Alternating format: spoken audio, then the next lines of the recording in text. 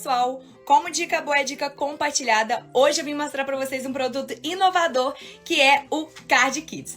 Com o Card Kids, seu filho ou sua filha aprende inglês brincando, apenas inserindo alguns cards aqui nesse aparelhinho. São 224 palavras com vários temas diferentes e é claro que eu vou fazer uma demonstração para vocês, né? Vou pegar aqui o card da coruja, vou inserir no aparelhinho e olhem só.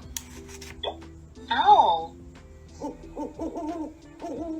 E esse é o mais legal, o seu filho vai conseguir associar a imagem, a palavra em inglês e ao som. Olha aqui, eu vou pegar mais um card para vocês verem.